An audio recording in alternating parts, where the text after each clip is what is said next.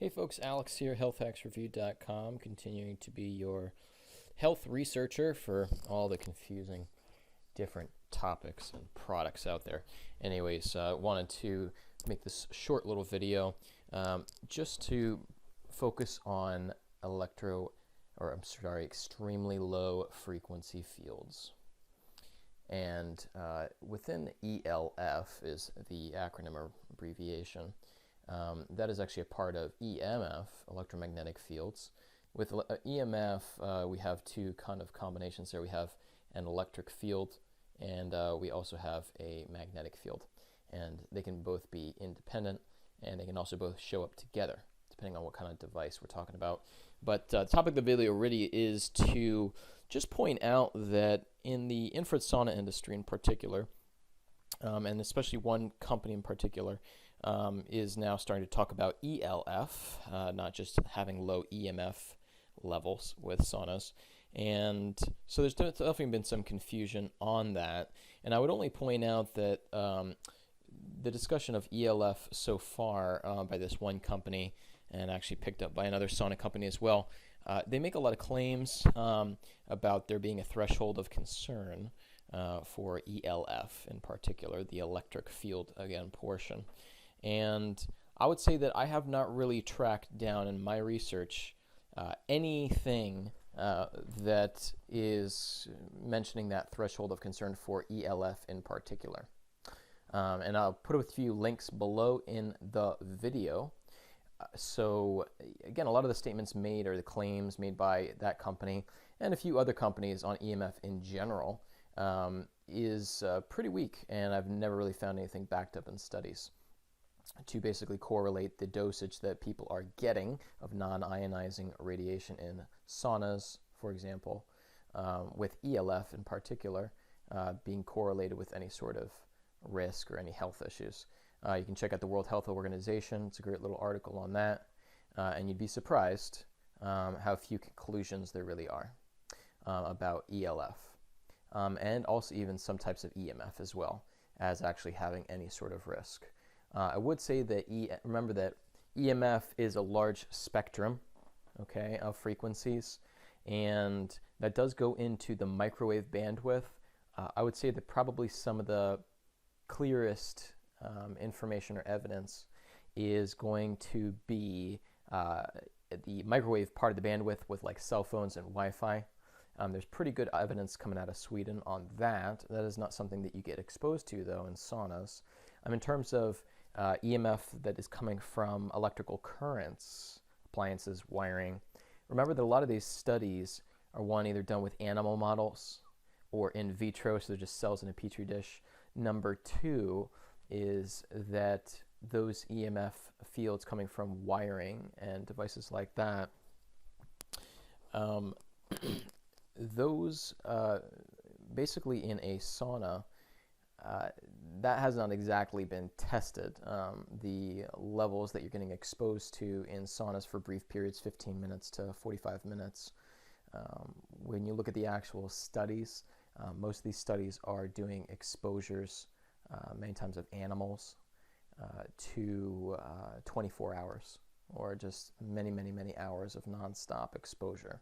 Okay, so if anything, when you're in a sauna, even if it was fairly high EMF, the dosage threshold is an important thing to pay attention to, and is really quite a small fraction compared to when you're looking at the actual studies showing that there is some risk. So if they come out with specific EMF guidelines in the milligauss way of classifying or measuring, again, ask what are the studies that are basically they're pulling that amount from, or that measurement from, and see if those studies and application really fits what would be your standard or usual usage of a sauna. You generally find that it's hard to make a clear correlation there. Usually the exposure in a sauna is far less. I'm still a fan of maybe getting something in the lower EMF category if we're now talking about the milligauss and the magnetic portion. But again, if you really do your homework, I think you'll be pretty surprised how little there is actually out there. I think, again, the evidence is probably better for microwave. So here's just another link that you'll see that I just pulled off of the NCBI, National Institutes of Health. It's a U.S. National Library of Medicine, talking about extremely low, or ELF, frequency on melatonin and cortisol, two markers of the circadian system. There was a lot of studies trying to find a melatonin/link with ELF, EMF, and basically they were unable to. The only times they would actually see some changes would be when they were exposing extremely high levels nonstop, like for 24 hours, to animal models and things like that, not even to humans. And I'm sorry, they were for cortisol and those types of secretions related to circadian rhythms with humans, but they did also do a huge amount of studies with animals as well. So in general, it's just really, again, lacking finding really any evidence in those categories, except for these huge exposures, which again, and here's like one example. The rats were exposed every day from 14 to 8. It's, 24 hours, different intensities, 30 days. Okay. Nobody's going to be in a sauna that long. It's ridiculous. So it's always about dosage time. So if a sauna company is making a claim about ELF again, or, just say, well, based off of the normal usage of your sauna, where are you drawing these correlations or conclusions as based off all the clinical studies and research?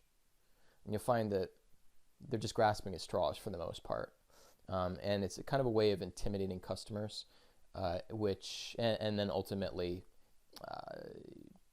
trying to play around with numbers and or actually reducing certain types of levels and using that as a sales tool to actually say that you're better than your competitors.